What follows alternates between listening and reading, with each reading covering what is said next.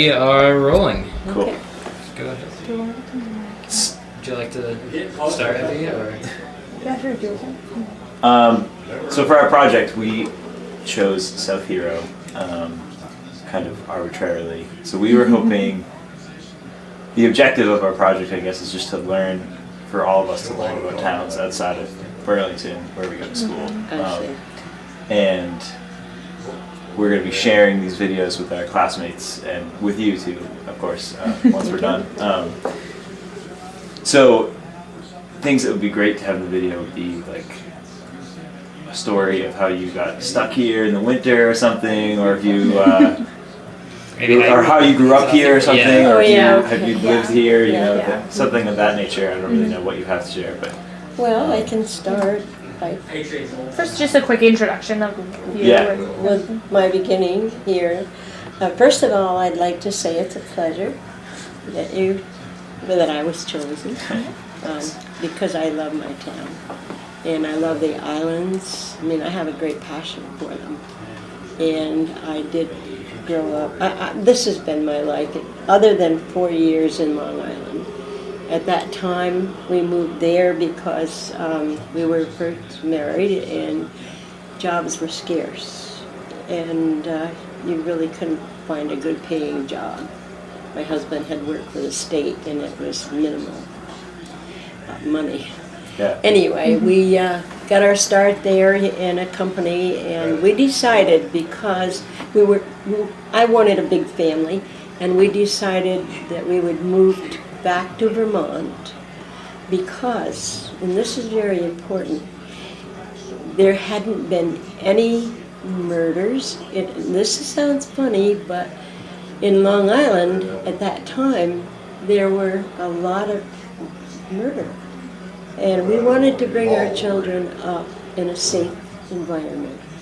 And at that time, as I said, there hadn't been one murder in the state of Vermont. One that I remember when I was about 5 years old, and it was in the paper and everybody.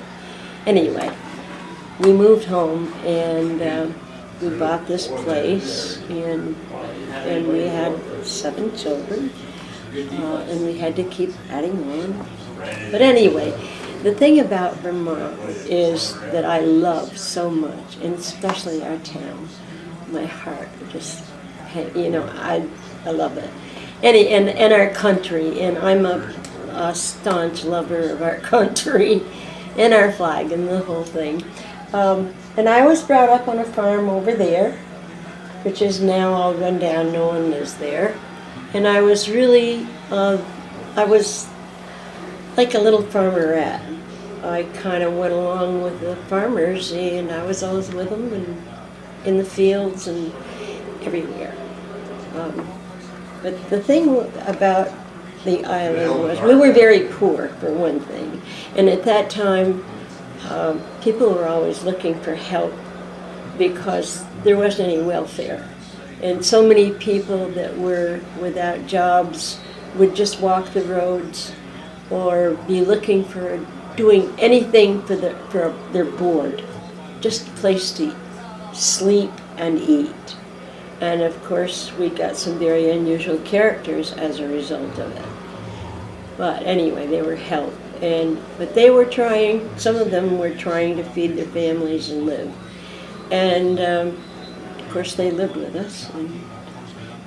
And one of the things that I loved was the freedom of this place. And I didn't realize it at the time because we hadn't had all the changes in our environment as we have now. But there was open land, for one thing. It wasn't all private. Now you can't find a piece of property hardly that you can walk on freely without asking for permission, or it's private, or it's posted. Everything has changed. Our children grew up in a beautiful environment. We never had to worry, and they had a healthy, productive upbringing. We had our own cow, and they would hunt and fish, and they could walk. And my husband took our one car to work every day. So we walked everywhere we went. The beach is just a little ways away, down in front of Jay's. Jay owns it now, most of it. And then to the stores. The local stores were like 3 or 4. And one of the main things here on the islands was the industry. The industry were farmers. Not all, but farmers, fruit growers, and some maple groves. But one of the wonderful things about the farmers is, all of the people on the islands worked, and their income was created here at their homes, right here. And we were connected by the causeway, which was we called the sandbar, and to the mainland. But still, very, very few people worked in Burlington or in the surrounding areas. It was right here, and this is amazing because they created their income with the farming, but that also meant growing their own produce, our own foods, our own meats, milk, because of the farms and they'd raised huge gardens, fruit trees. We had peach trees, beautiful big peaches. And I don't know if you know it, but Shelburne Farms raises beautiful peaches. Right. Anyway, the ladies created their own income usually by, one of the things before that was they canned and prepared just about all our fruits and vegetables. So our foods were all from our own homes. The meat, the milk, the eggs, most people had chickens, so they had their own eggs, which was a healthy environment.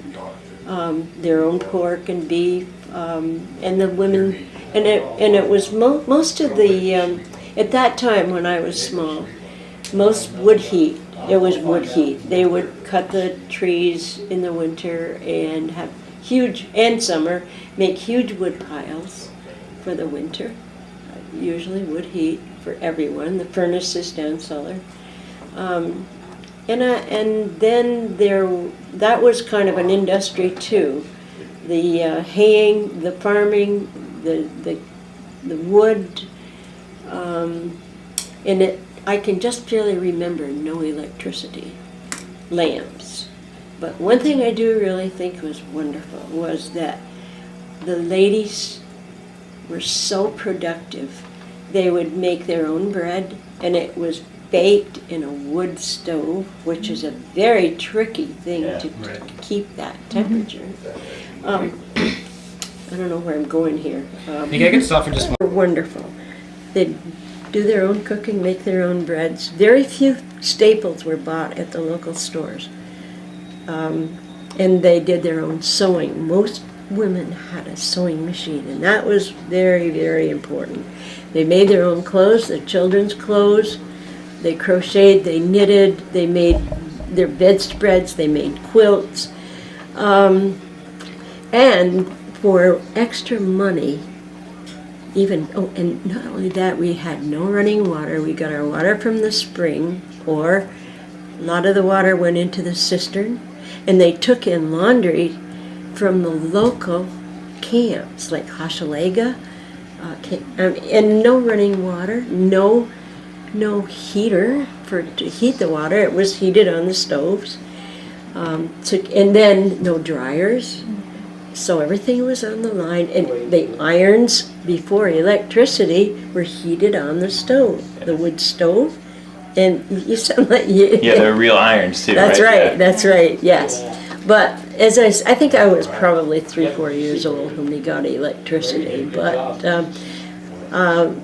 there were so many warm, wonderful memories, even though we didn't have an indoor bathroom. It was outside, and then of course we had little potties and things in the winter. But anyway, that wasn't so wonderful. But we stayed clean and managed, and it was okay. Let's see. I think. Where did your husband work? So you drove to Well, work my yourself? husband, this was later on. I'm starting back when I was young. He worked at Champlain Cable, which Okay. was started in Long Island by some distant relatives of ours. It was first high temp in Winooski, and that was the beginning. So Henry had his own department, and he worked there for like probably 38 years, Wow. retired there. Anyway, the history of the island, I guess is what I'm thinking of, is how it had changed. Horses were the main power for farming. There were few cars. And going to Burlington in the winter and in the spring might have been a problem, depending upon how high the water was, how much rain. And in the winter, if the water was over the road, it hadn't been built up, then it would freeze. And I've got pictures of all this stuff, but I'd have to dig them out, and I haven't had time. Anyway, you probably aren't interested in that, but let's see. Fishing was another industry. The women went out to work. Besides all of that, I don't know how they did it all. There wasn't any of the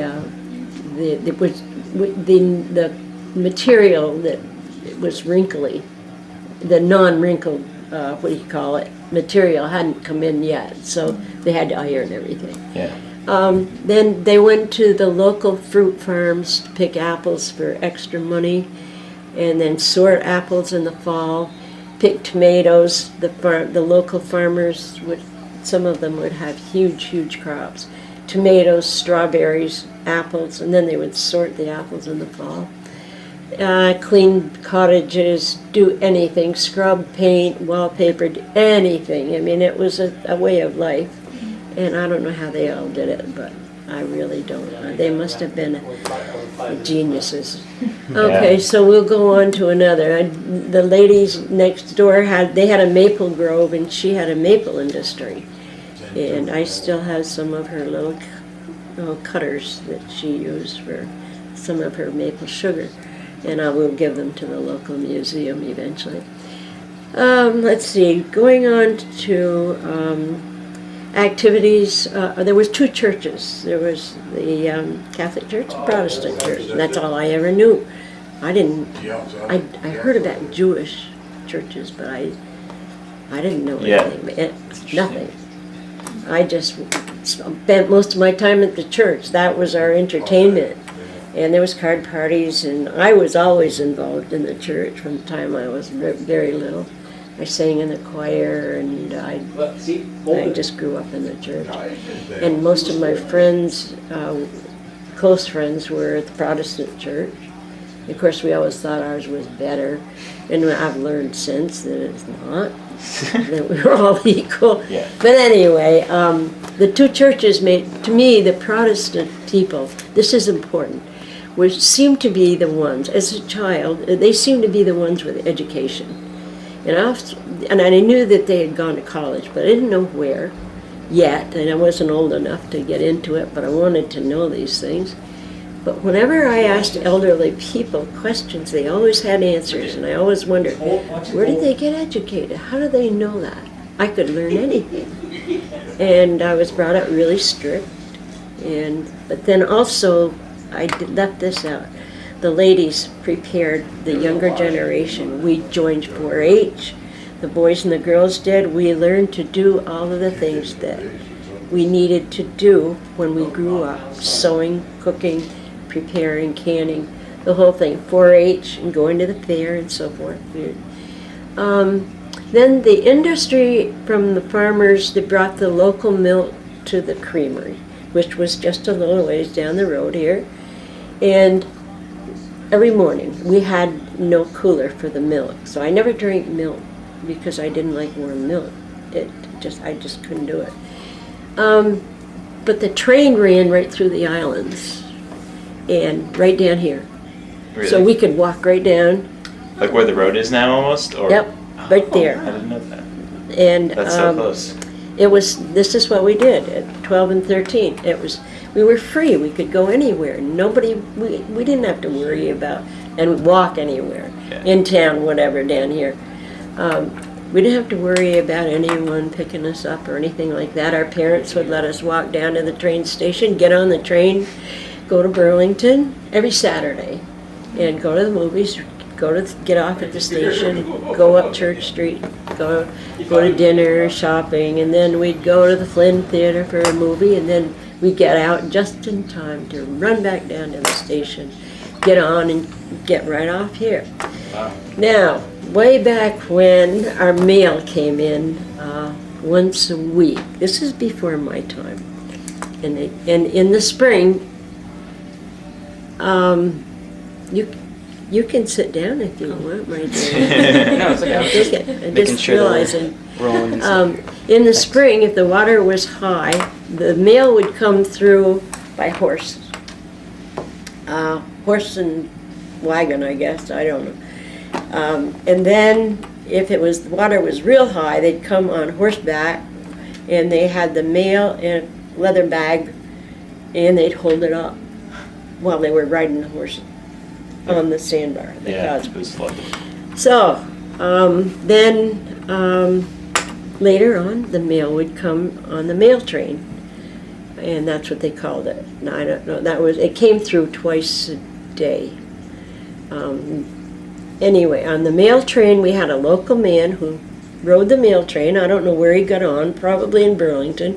He lived here in South Hero, and he sorted the mail on the train, and when they got here to the station, he'd throw it off in a leather bag, and a local man with horse and buggy would come down, pick it up, take it to the post office, which is about a mile and a half down the road. Yeah, we drove by. And then it would be sorted. And I lived with the farmer was also the assistant mail carrier, so I would go down there and I would go on the mail route and put the mail in the mailboxes. So I kind of knew everybody in town. Yeah. Then later on, what was I want? Oh, yeah, we had that. Transportation.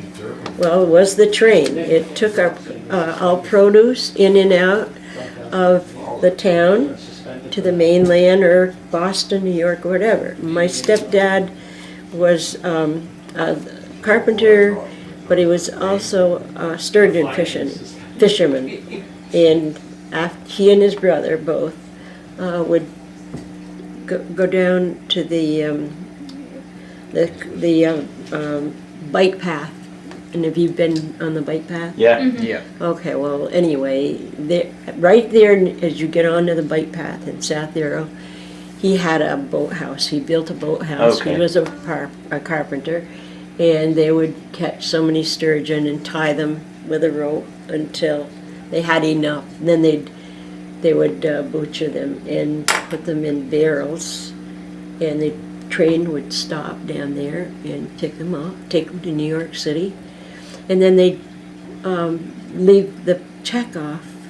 They'd stop the train right down there at the end of the pathway, or the whatever you call it. I call it the railroad. Yeah.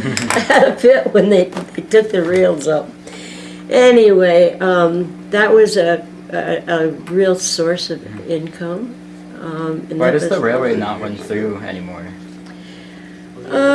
I think it was lack of interest, and I think that we need railway, and because I think it's a cheaper way, but we've got an awful lot of trailer trucks on the road. I think I see. eventually, I think tractor trailer trucks I- became cheaper to do that than for trains. Yeah, but right now It's the different truckers though. are having a hard time to make.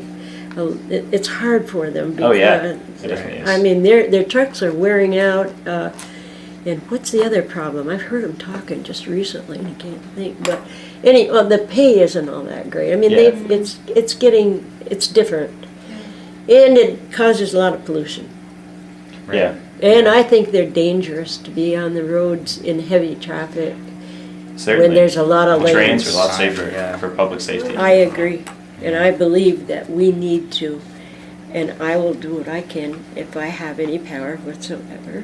So I'm interested in politics, and I'm involved in politics. I spend my time in our political group and going to Montpelier. I will be going the 9th. I just went a couple of weeks ago to a meeting, did some voting. So if there's anything I can do at this point, I'm getting pretty old, but anyway, getting on to different activities here in the islands that I saw change. All the back roads were not, they were dirt roads, Yeah. and only the main drag was, and we only had about four stores, and I guess we did most of our shopping, which was very little, because we had our own produce and everything. Anyway, we also, now for a place for tourists, there was a train that came through. It was called the 1 o'clock flyer.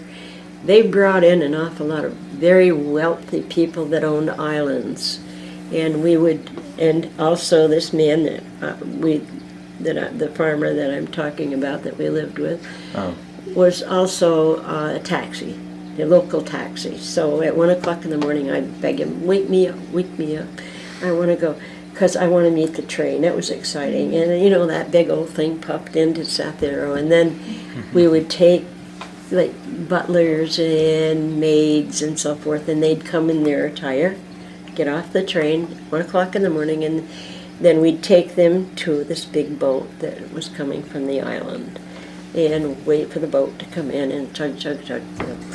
Anyway, that was exciting. And so I had a lot of experiences, and one of the main things in my life was music, and I had a really, really lovely soprano voice. And for activities, I sang in almost everything that we had here. I would always be asked to sing. Plus I sang in our choir at church. I played the organ, and then I became involved in everything. We had card parties, we had bingos, we had dinners, and everybody knew everybody, and it was a warm, wonderful, wonderful environment. And I don't know, it would be so nice to have that. We still do all these things, but it isn't quite like it used to be, because we don't know people like we used to. There's so many people that have moved in. But church was a real big part of my life right from the time I was really, really small. And then I also became the altar society. I was the head of the altar society. And I taught catechism, and then later on in life, after years went by, I had a Bible study here, and now I'm just a Christian.